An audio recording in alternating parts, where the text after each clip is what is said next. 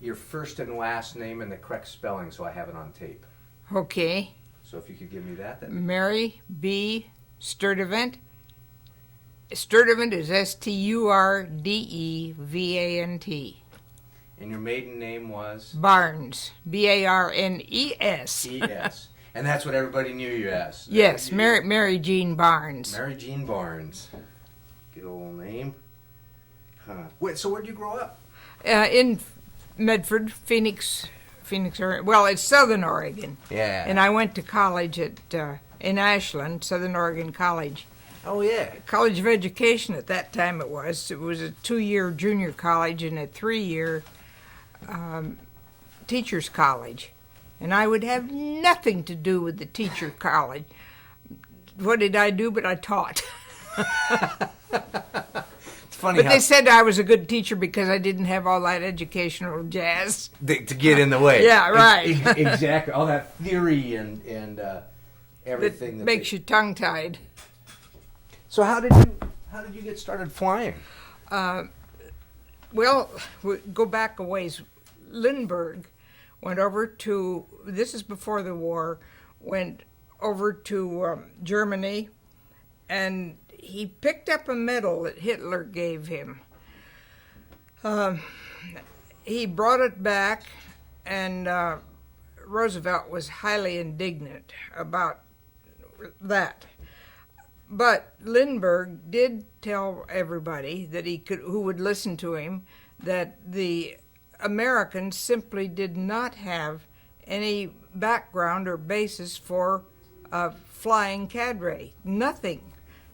So somebody listened to him, and they started the civilian pilot training program, and they put it in the colleges. And they were to have the equivalent of a private pilot's license. Or they did get the private pilot's license, and 35 hours and quite a lot of ground school time in the college curriculum.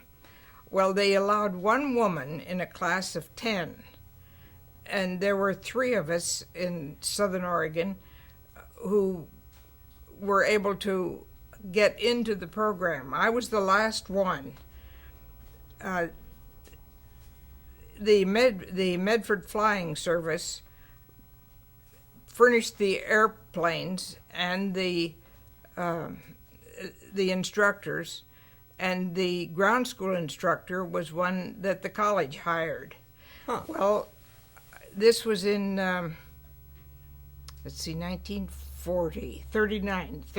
to 40.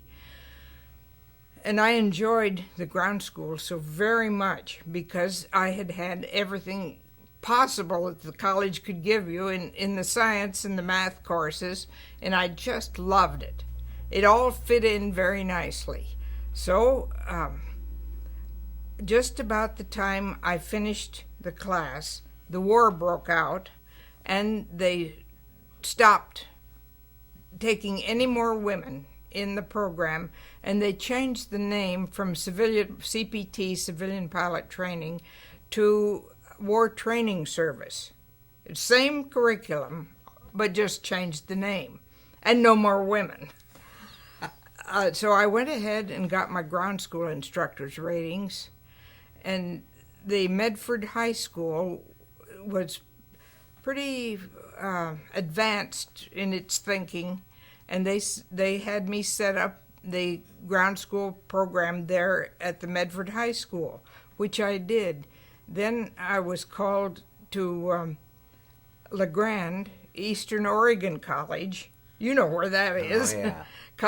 And I went up there and taught for a number of months in the War Training Service program. Then the Army Air Corps set up college training detachments, or CTD they called it, and they sent cadets there to the various large colleges. They'd send them by the hundreds, and they were sort of a holding area for the cadets who were going to be navigators or bombardiers or pilots. and I was the chief ground instructor there. They had a lot of college programs because so many of these young fellows hadn't even completed high school. But a number of them, of course, had gone all the way through college. They were graduates, and I had them in my classes also, and I taught them it was civil air regulations, but I incorporated anything else that they wanted to know.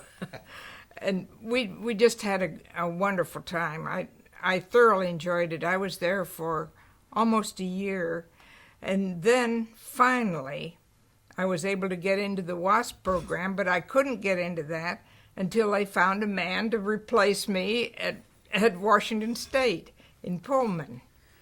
And that's when I went into the WASP program, and I got into that program about, it was February of 1944. And three of the other instructors, they were flight instructors. I was ground instructor at Pullman, went into my same class. One of the women had been in a terrible plane crash.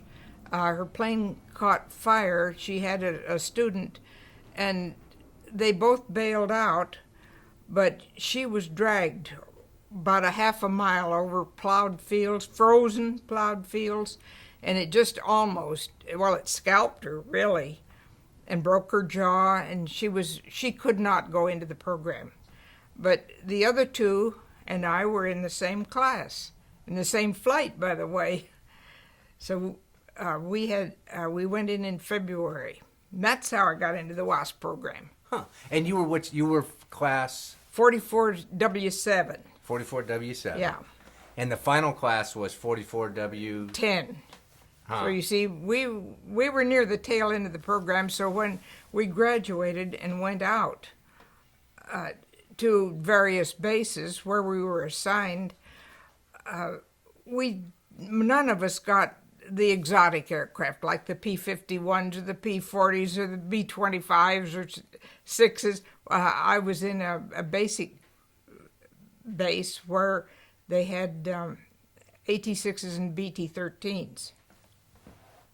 So now, when you were teaching prior to getting in the WASPs and teaching, you were teaching kids that had been drafted or enlisted? Yes, they had already been assigned as air crew, either pilots, navigators, or bombardiers.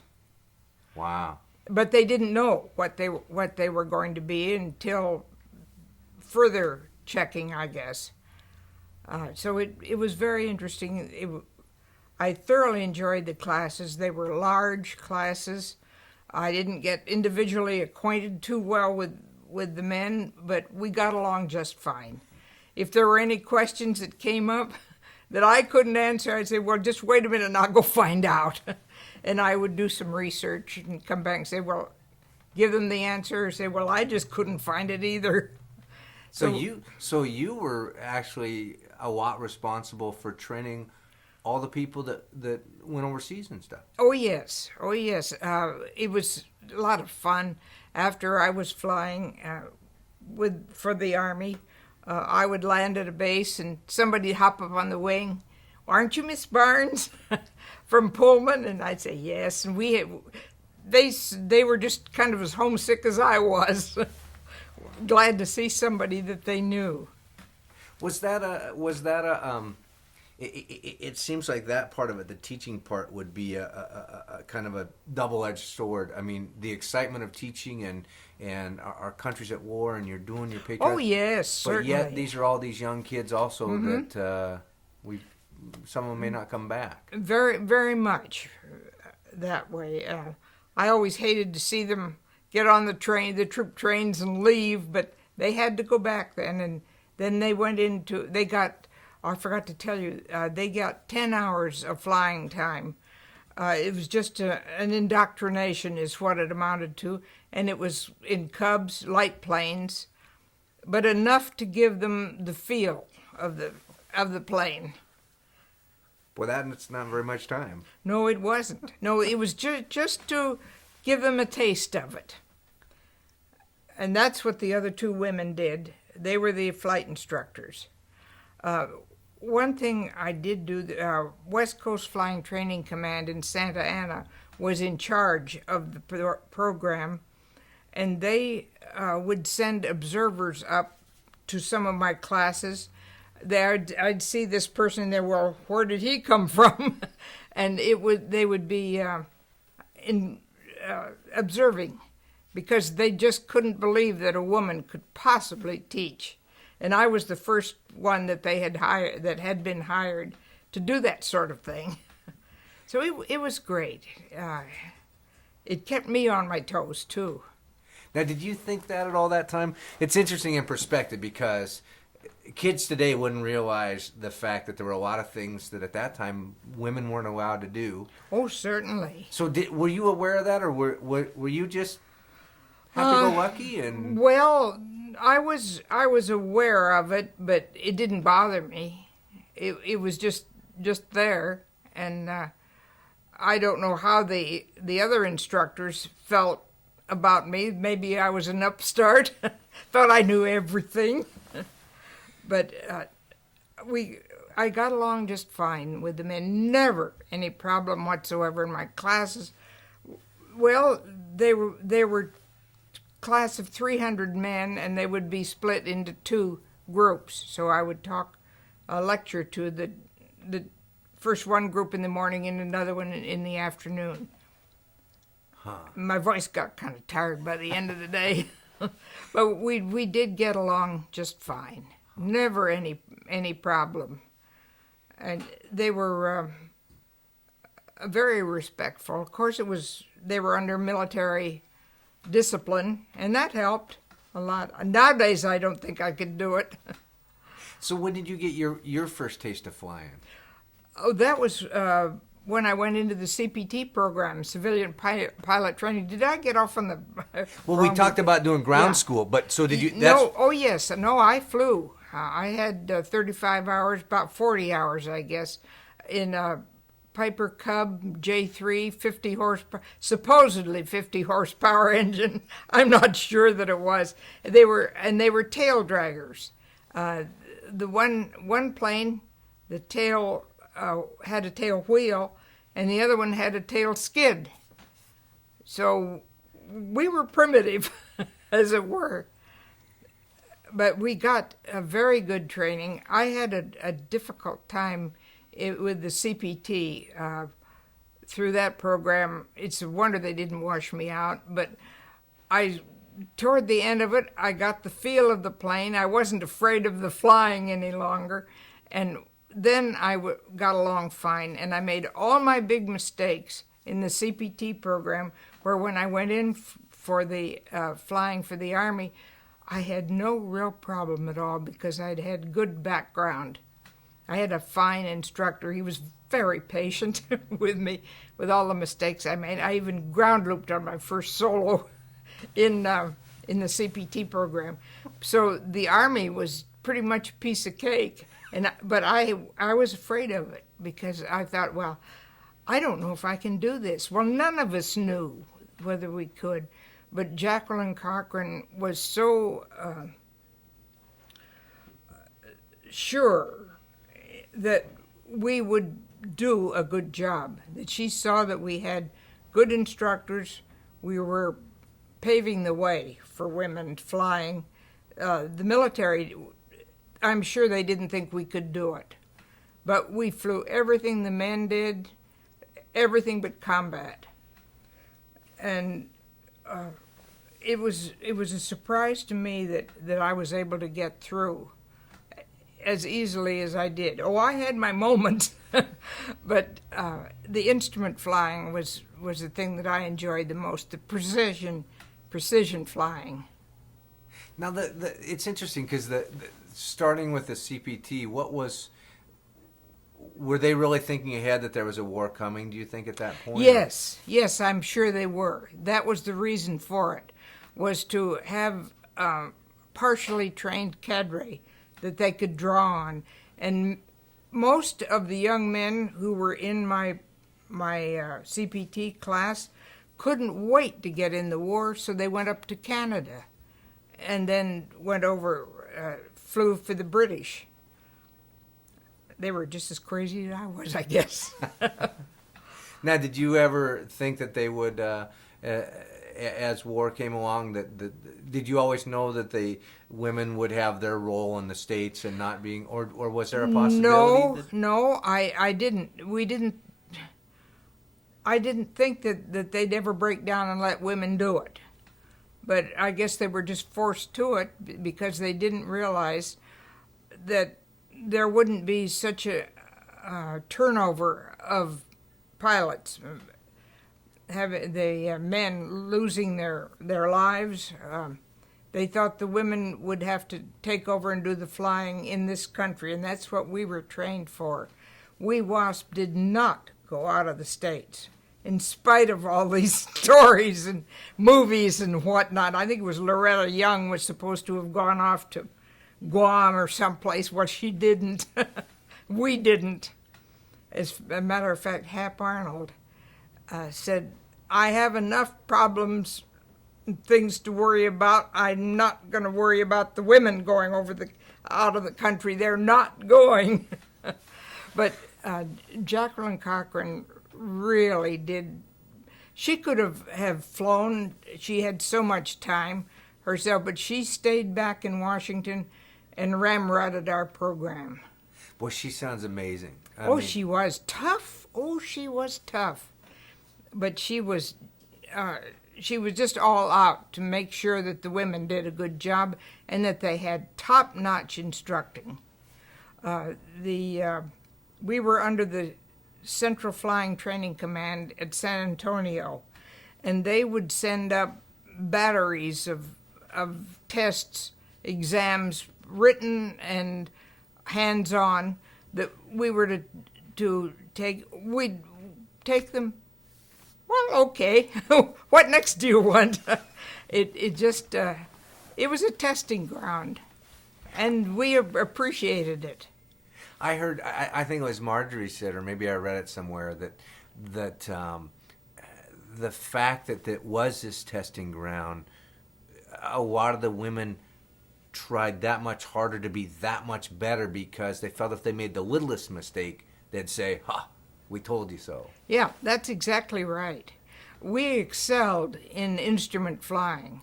For some reason or other, that was our best bet, because the men, they liked the acrobatics, they liked the slam bang, but I enjoyed the challenge of the instrument flying. And I think we were better at that than the men, but they were better at other phases. The women just flew everything that they could get their hands on and that they were allowed to do. We had one woman who checked out in the jet fighter. She was at Wright-Patterson Air Base, and she was a test pilot there. So she got to fly that. The rest of us, so many of us, just did routine flying. But even that, now you say just routine flying. To me, no flying is just routine. Right. That must have been even though a thrill, because here aviation is really developing at this time. And that's right. It was a testing ground, a proving ground.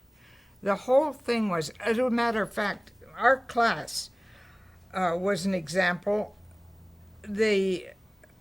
Our base, Sweetwater, or Avenger Field, was the only one in the Air Force where the primary, basic, and advanced were all at the same base. The others, the men, would go from one base to another, but we had all programs right at our base. So they decided that we should take primary steerman time, the steerman biplane, and we had about 70 hours in that plane, and then you would ordinarily go right to basic, which would be the BT-13 or the equivalent. Well, they pulled the PT-19s out of our base because they have a wide landing gear. That's the Fairchild PT-19. And they brought in the Stearmans with our biplanes, harder to fly, but still, and they had narrow landing gear, and they just almost had a built-in ground loop. But they then took us straight from the Stearman into the AT-6. It was the first time that it had been done in the Air Force, and they had the women do it. And we went right into 6 transition. The only problem we had at all was we had to learn the cockpit procedure and learn about the landing gear and the constant speed prop. What else? Oh, that's about, and of course a lot more power, much more power too. Low wing plane where we'd been in biplanes, but we did it. And then from AT-6 transition, that was about 35 hours, approximately 35 hours, we went into instruments, back into the BT-13, and that was a piece of cake. And then nothing to that. That was a sissy airplane with fixed landing gear. And of course the 6 had retractable landing gear. In instruments, we did some buddy flying, which was kind of fun. We would fly with our instructor, but then under the hood we had to have an observer pilot or a first pilot in the front of the plane. And so a couple of us WASP trainees would get to fly together, and that was kind of nice. We went over to Abilene to get our instrument time because that's where the range was, the radio range. Then after that, we went back to the AT-6 for cross-country, and that was a thrill. That was just great. We had a 1,000-mile trip in the back to the PT-17 in the Stearman, where you had to do dead reckoning. You didn't have radio or anything like that. You were just strictly on the ground. And then we had the 2,000-mile AT-6 flight. And that was a big thrill because we knew then that if we didn't goof up totally, we were going to finish, going to graduate. Did you realize how unique your opportunity was at that time? The I WASPs don't think so. No, I think you were totally focused on, I hate that word, on graduating, on not washing out, because it was an awful jolt to see some of your good friends lose out. I don't know how I ever would have recovered had I not made the grade. How big was your class? About? There were about 45 of us graduated, and there were about 90 in the class to begin with, and they washed out right and left. We lost about half of the class during the training program, mostly in primary. They really culled them down. Of course, Jacqueline Cochran was so determined that we would be the best possible pilots that she could find, and we were determined to live up to it. Was it mostly men training you, or was it women training women? Or well, there were 2 or 3 women instructors on the base, and then these 2 women. I have a picture of Jenny Gower and one other, can't think of her name, were flight instructors, but they went back through the training program, so they went through ground school with my class, and they were nice, very intelligent girls. As a matter of fact, the whole WASP group were exceptional women, I would say. They were highly intelligent, very motivated, and just fun to be with. my the thing that I realized afterwards was I had such a good time because I grew up in a very poor family, exceedingly poor, in Southern Oregon, where the Depression hit so hard. So my brother and I had family responsibilities from the day we started school. And then my father passed away when I was sophomore in high school.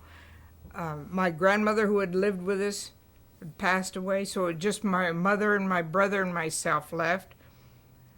And when I went to Sweetwater, I didn't have any more family responsibilities. I was strictly on my own, and I just felt as if it was a whole new world.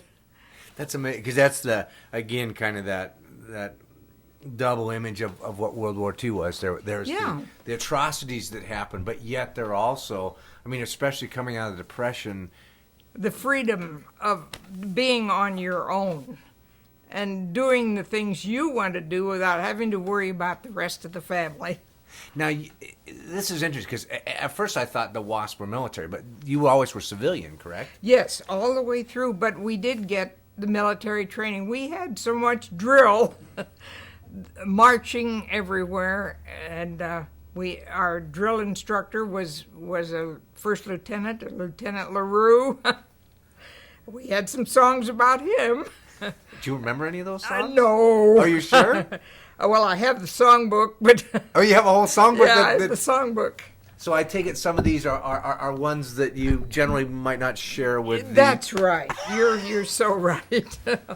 Huh. And but it was the camaraderie and the freedom. Most of the women, I guess, thought it was so restrictive, but to me it wasn't. I was on my own. I could do my own thing without having to worry about the family. See, that's interesting, because you for a lot of people, for you it was a freedom, but you were going into this military situation. They probably told you when to get up, when to go to bed, when to eat. I loved it. I didn't have to worry about all that. It was thought out for me, and I just loved the whole thing. And the chance to fly, I couldn't believe it. Back before the WASP and before the war, everybody who was in the CPT program, they were just as poor as I was, and we would pool our quarters and dollars, if we had a dollar, and rent a plane and go out and fly. And but you didn't think anything about it. You didn't feel deprived because everybody else was in the same boat. And the same when I went through college. I didn't mind having one pair of shoes and a skirt and a couple of blouses, because all the rest of my friends were the same way. Oh, there were a few, but they didn't stay around. It's just the way it was, right? Sure. Yeah. Uh-huh. That's where, again... The most important thing was the education. Getting your hours and getting good grades so that you could maybe get a scholarship. So being in the WASP, was that a patriotic aspect for you, or was that a... Yes, certainly it was. There was an enormous amount of patriotism because all of us had brothers or fathers in the service. Some had husbands, some were engaged. One of the girls in my class was engaged to a young man, and he was killed in the South Pacific and just almost ruined her. I mean, she took it very hard, but she recovered and was able to graduate, but she was kind of nip and tuck there for a while for her. Well, that had to be devastating. It was. And then I was OD, Officer of the Day, one time, and there was a call that came in from New York this young man called. He was just on his way overseas, and he wanted to talk to one of the trainees. Well, I ran out to the flight line and was able to locate her, and she got to say goodbye to him. So there was a lot of that. Let me see. Can't think what else you might be interested in. What was so once you got through your class, what then became your duty? I was sent to Merced, which was the basic training base, and they had AT-6s and BT-13s there. And I was, I reported in to the, let's see, what did they call him at that time? Where the pilots, the women pilots, would fly out of the base operations. That's what it was. So you had a group of women yes, pilots that went? There were a number of us. There were about 5 or 6 of us. There were some who flew for the engineering department. They did the test flying of the planes when the engines were changed or there was a major overhaul, and then they had to test them out before they sent them back to the flight line. Did they face any casualty? I mean, because that's pretty risky. No, they were pretty good. When we were at Sweetwater, there were some planes that had seen too much action, and they would quit occasionally, but we just sort of took it in stride. And oh yeah, she had a forced landing, but she made it. Did you face any of those forced landings or hairy situations? I came close a couple of times, but I was able to recover. I was taking off in an AT-6 one time, and the engine was sputtering on takeoff, and I found that the lever for overheating the oil had been shoved out of position, and I caught it just before the engine quit. And then I was able to go on, but I haven't forgotten it. Now, this seems like an interesting situation. Well, first of all, being a woman way back at Wazoo teaching 300 young men. Yeah. That sounds like if it were a reverse situation, it'd be the guy's dream, but every woman's dream to have 300 potential.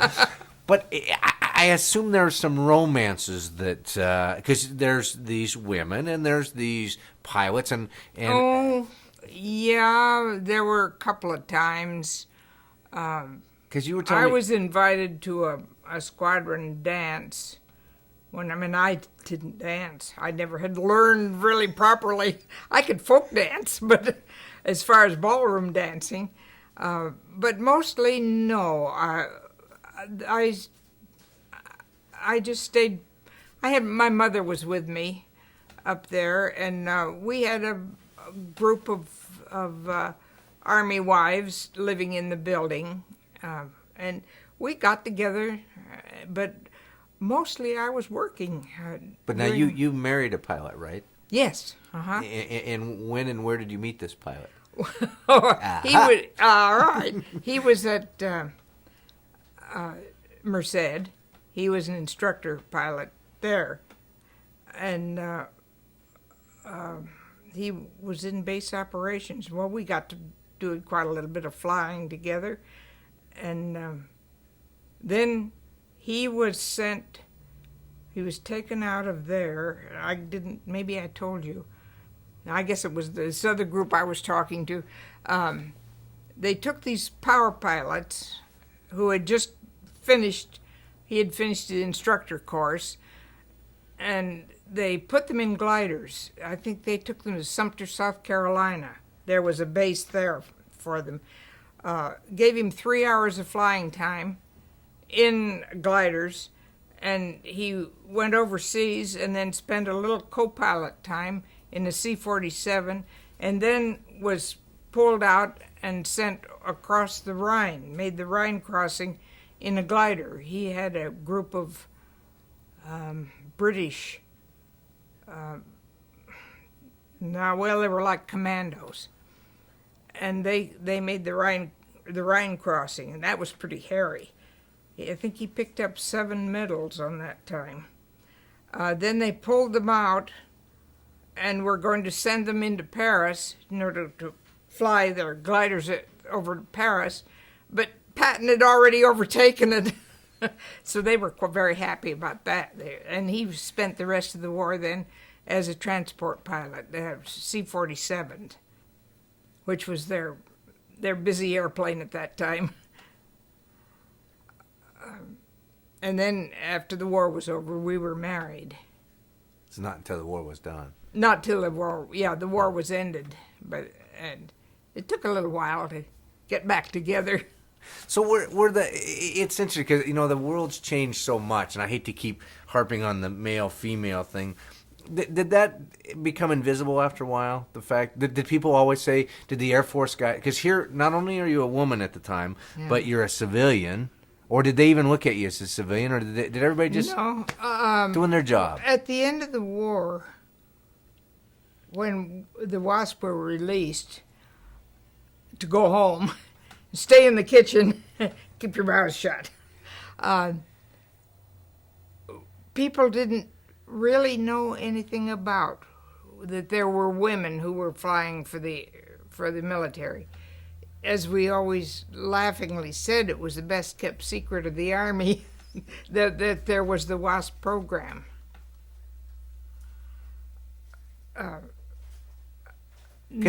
I don't know. It's taken a long, long time for women to establish their worth in the military. Let's put it that way.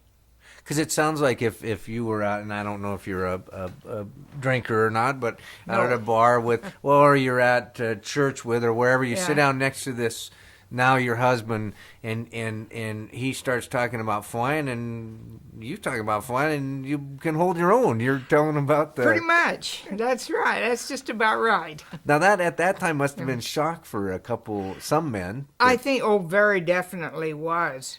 And even to this day, you run into it. But you just kind of shrug your shoulders and say, well, we've been there, done that, so we don't have to prove anything anymore. So what were some of the duties of WASP with the plane? They did everything that was required as far as non-combat flying. Transporting, they did tow target squadron. See, this is some more of Jacqueline Cochran. She wanted us to be in everything that was possible. There were B-25s, B-26s, did tow targeting, so the girls had to go through the transition program there. And the things I'm telling you now are things that I didn't know. I found out afterwards when we went to reunions. I was sitting with a woman at the reunion that we had at the Air Force Academy in Colorado Springs, and we were at the banquet, and she had been one of the women who was selected to be a B-26, go through the transition, because the men were rebelling. They said the B-26 was a very dangerous airplane and they were not going to fly it. So Hap Arnold got together with Jacqueline Cochran, and I'm sure she pushed it, and they picked up a squadron of women who had just graduated and sent them through B-26 transition training, and then sent them out around the country to fly B-26s into various training bases where the men were saying, no, we don't. And there was never another peep out of them. They didn't say a word. Boy, that must have just set them straight. As I understand it, now this, as I said, I have just learned within the past few years that they did the same with the B-29. There were 2 women who were, one was a Dorothy Moorman, I can't think of the other woman, and they were sent through B-29 training, and Paul Tibbets was their instructor. You know who he was. The Enola Gay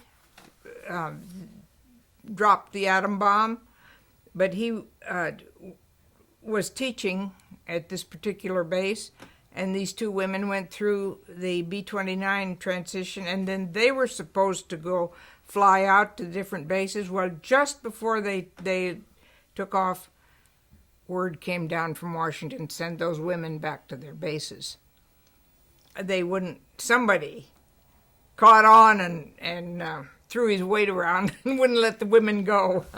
But it was the same reason that they had the women fly the B-26. However, the women who had done the transition in that went out and did tow targeting flying. What, did you ever meet Ms. Cochran? At a distance. At a distance. At a distance. She came to Sweetwater many times. Well, I can tell you one rather humorous story. Now, can you yeah, this will be delete edited. it if you want to? This will be edited, yeah. Okay. Well, we were called into the gymnasium one time. She came rushing down from Washington. She flew down in a C-47, and she'd come down for almost every graduating class. She was like a mother hen, but a very serious one. And she got us all into the gymnasium, and she got up in front of us, and you could tell fire was just coming out of her ears and her eyes. And she said, "I will have no round heels in my organization." And we thought, well, okay, if that's what she wants. But we went, after she lectured us firmly on how we were to behave, we went back to the barracks and were sitting around. Somebody said, "Anybody know what a round heel is?" Well, we didn't, but we kind of guessed what she was talking about. But that just to show you. So I'll tell you, Jacqueline Cochran, she was a wonderful woman. She had had an exceedingly rough life. She felt that women could fly, she herself had, and she wanted to make sure that we got the opportunity, whether we had a lot of money or a little amount of money. There was another section. Now, maybe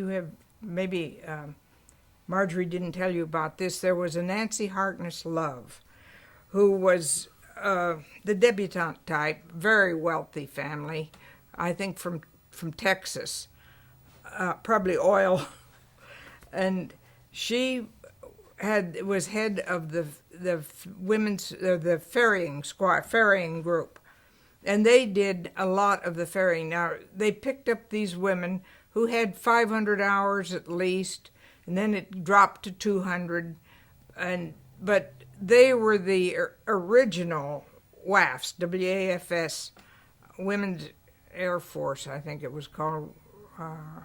Women's Auxiliary Ferrying Squadron. That's what it was. Well, these women, naturally, for the most part, were from quite well-to-do, very wealthy families, because it took the money to buy the flying time. The rest of us were struggling with $2 and $3 to get 15 minutes of time. Where these women, a lot of them owned their own planes, and they were good pilots, but civilian pilots. We had the military training. We got it from the very beginning, and it's much different. The CPT program was very similar to the military. That's why it was so easy for me. I don't mean easy, but it was. I was able to do it. I think Nancy Love battled Jacqueline Cochran all the way through. The politics was rife. They just had a feud going from the very beginning, and I think that's what killed our program at the very last. But Nancy did, as I recall, and only by reading. I knew nothing about it while we were going through training. It was years afterwards when I read it in various books. Nancy resented Jacqueline, and Jacqueline didn't like Nancy. Nancy didn't want to be militarized, and Jacqueline was looking ahead, and she said we should be, because we needed the GI Bill and we needed the protection of the military instead of just being sent home. That's the end of it, gals, go on home. So there was that bitterness between the two of them, and I think it cost us the program. Huh. Had you heard that? I know I hadn't. I mean, I knew that I knew the program itself, the way it ended, was just kind of, yeah, well, like you said, go home. Here's your hat. What's your hurry? Huh. Well, it was interesting because Adolph and I were talking about this, and this is going to kind of sound like a sexist statement, but we looked at the pictures of a lot of the WASP, and they were these beautiful women. How did they select? I mean, were they making a very big selection for a lot of different reasons? It sounds like there were a lot of politics going on with this. There was, but the selection, no.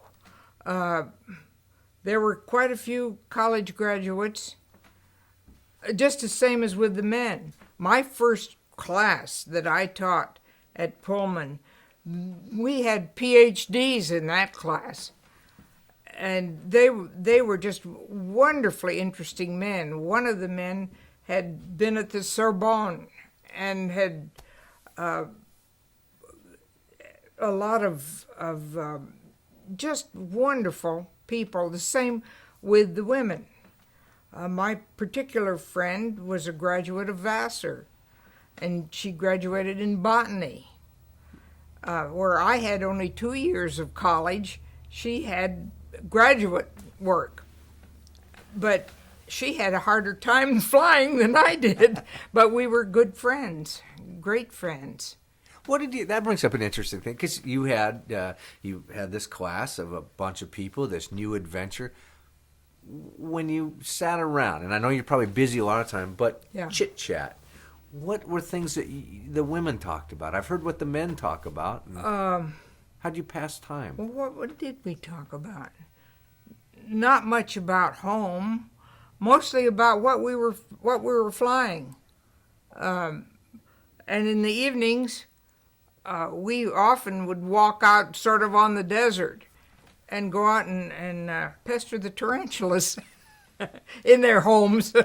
So these were people that honestly had a love, because when I hear you talk about planes, I mean, it's like it's the same tone you get when you start talking about your horses. It was a real love affair with planes. Oh, certainly it was. You just ate, slept, and lived them, and I did for about 5 years.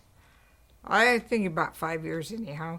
I did some flying when I went home after the war was over, but not during the war, because in the Medford district was within the 50-mile limit from the coast. That's the Air Defense Identification Zone, ADIZ, and you couldn't fly as civilian. You'd have to go over to Klamath Falls to get away from that 50-mile restriction. So I did quite a little bit of light plane flying. Nothing big, because I couldn't afford it. Poverty struck again. Well, I was going to say, to go to Klamath Falls, not only do you get the money for the plane, but now you got to get the money to get to Klamath Falls. Right. Sure. So how did your WASP career end then? Well, I just kind of went home, and then I went to work in an electrical store, sort of as a secretary. But in my college work, I had quite a bit of physics, and it just kind of fit into the electrical. I knew how to talk about it. I knew what an ohm was. But so were you there when the program ended? Yes. So I mean, was they just said thank you very much, have a good life, or what? Yeah, that's about what it amounted to. They had a review, as I recall, there at Merced, and we sort of took the review. The troops have to have an excuse anyhow to practice and have their Saturday reviews, and we WASP were welcomed, or bid farewell, I guess you'd call it, and we just kind of disappeared from there. Huh. And went home. Was that hard? I mean, or did you even think about that? I mean, they just kind of, they took you in and boy, they needed you, and then... Yeah, it was a blow. It really was. We just didn't, we all tried to get into something flying, but it just wasn't possible. And so I went to work as kind of a secretarial capacity. And that wasn't bad because 50 years afterwards I had to go back to school then and became a legal secretary and worked in the courts here in Tacoma for 12 years. Huh. Up until retirement, and I have pretty good retirement now. But did you miss flying? Oh, sure. Just like I miss riding now. I can't ride now, but memories are great. I mean, was there thoughts? I mean, all of a sudden they opened this new world up to you. Were there thoughts that you would have an opportunity to go on and become a? We thought so. We thought that women would be accepted in the airline industry as pilots. No, there really wasn't. The men were coming back, and the feeling was that, well, the men had been in combat, they'd been overseas. They get first priority on any job. There was no question that the men would get the first chance at any job, and that women just there was no place for them, too much. And it was a number of years after that the women were accepted into pilot training again. So there was quite a bit of time in between. What happened to Miss Cochran? She didn't have very good health all the way through, as I understand it. I didn't know her, but she passed away, I think, was it in the 70s? I believe in the 70s. She had a heart attack. Huh. She had moved to California, Palm Springs or Desert Springs. She was still married to Philip Odlum. The person who talked most about her was Chuck Yeager. He was a close friend of hers. And in his book, which I have, it tells about Jacqueline Cochran and what a crusty old gal she was. She sounds great. I mean, oh, she was. But my idea was, stay away from her. Then you don't make any mistakes. Keep a low profile. Now, did you view yourself as a civilian or as a service person? Service person, I think. I mean, when Veterans Day comes and Yeah. Now, we got our veterans status established in about 1977. And it was through Hap Arnold's son, Colonel, can't think of his name, but Bruce Arnold. He felt all along that the WASP should have been militarized, and he felt that we deserved VA privileges. See, we got nothing, no GI Bill, not anything. And he went to Washington with a group of WASP, and they just battered their way through Congress. The Merchant Marine on the same bill that we were militarized, or we were given honorable discharges. And my boss at work said, I can understand it would take that long to get an honorable discharge for you. It was just all in fun. But it was good, because we have the privilege of having the VA, Veterans Administration, and that means so much to me. I don't have to go through HMOs or anything else. They have a women's program, and it depends on what area you're in, how much you get.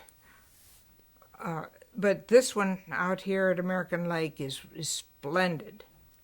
They're awfully nice to me, and I really do appreciate it, and I try my best to, again, keep a low profile and do the things they tell me to. See, that's where it's interesting, because you know, the perception that a lot of people have, the end of World War II, were all these parades and celebrations and ticker tape, but yet there was all these people that were forgotten. You talked about one of the merchant marines were forgotten and not considered, and then the WASP, who you were doing your duty. I mean, most people didn't even know us. They didn't have a clue. When you would tell people you were a pilot, I'll bet you a lot of people. Oh, out here at the VA, they look at me, well, what's that old thing doing? And they say, well, what did you do in the service? I said, well, I was an Army pilot. And they just look at you in amazement. See, that's the interesting aspect that I think the history books left out. You know, they talk about all this heroic, glorified stuff. But yet and I've heard varying numbers, anywhere from 9 to 15, but for every soldier on the front, it took somewhere between 9 and 15 people to get them there. Right. And had the WASP not been doing their part, you know, there wouldn't be pilots being trained, they wouldn't have people towing those targets, they wouldn't have people ferrying the planes around. It wouldn't have happened. Well, the very same thing happened to the Russian women pilots. Did you know there were during World War II? And they logged combat time, where we didn't. During, let's see, I've forgotten, Lazarsky was her name. She was president of the WASP organization. In about 1990, they got through the people-to-people program over here at in Spokane. It was one of Eisenhower's, his administration's. They started it for people from different countries having cultural exchanges. So they were equipped to take care of it for us. And they set up this trip to go to Moscow. And when I first heard about it, I said, I don't want to go to Russia. What do I want to go to Russia for? And then I got to thinking, they sent out another appeal because so many of the women were the same as I said, forget it. Bad enough. Who wants to go over and see the Russian? Well, there were about 45 of us through this people-to-people program that they set up for us. We flew over to Moscow. We went over on Finnair, a very nice plane. Spent several days in Moscow, and we got to go to the Red Square for the celebration of the 45th anniversary of the Great Patriotic War. And as I said, they had a review of the troops, and Gorby and I reviewed them. Gorbachev was up on Lenin's tomb, and I was way across on the other side of the field, but it was just marvelous. We got to go places there that the ordinary civilian would never go. Wow. And we met the Russian women pilots, those who were left, and they were wonderfully interesting women, and they had identical experience to us as we did. The resentment of people who were thinking only men can fly. And they got combat time. They were called the Night Witches. There's a book about the Night Witches. They were called that by the German who were kept awake in the trenches at night because the women would go and bomb the trenches in their little biplanes. But, it was so interesting. Then we went to Kiev, and that's as far east as the Germans got during World War II. We went to museums. We went to the Air Force Academy. we were lectured by one of the Russian cosmonauts who had been in space for a year and a half. Wow. Oh, it was, the only trouble was everything had to be translated, and we weren't used to translators. So things kind of got lost. For instance, we went in Kiev, we went to the Antonov Aviation Works, where they do the engineering for the Aeroflot planes. And we were in this auditorium, and there was the panel of men sitting down in front of us, and it was all very kind of cut and dried. They looked very ill at ease until one of them said, "Were any of you women pilots?" And we all said yes. And he said, "Well, did you fly military planes?" We all did, and that just broke the ice. One of the old boys said, and he had a big handlebar mustache, and he said, "If I had known I was going to be speaking in front of a group of women pilots, I would have waxed my mustache." Another one said, "I'm not going to go home and tell my wife that I was talking to some American women pilots." And we had a good time. Then they just let their hair down and told us lots of stories. There's that common bond all of a Oh, sudden. yes. But at first they were very ill at ease. You could just tell. They said, "What are we doing wasting our time with a bunch of women?" Because I imagine, because as I said, listen to you talk and your passion for the planes, that when you sit down next to a pilot from World War II or whenever, but I will say World War II, that all of a sudden you mention something and you have the terminology and you can look at each other and... Well, that's the way it was with this EAA group over here. Tuesday evening, one of them said, "Well, I was in tow targets." He said, "I was a sergeant, but I'd reel in the target."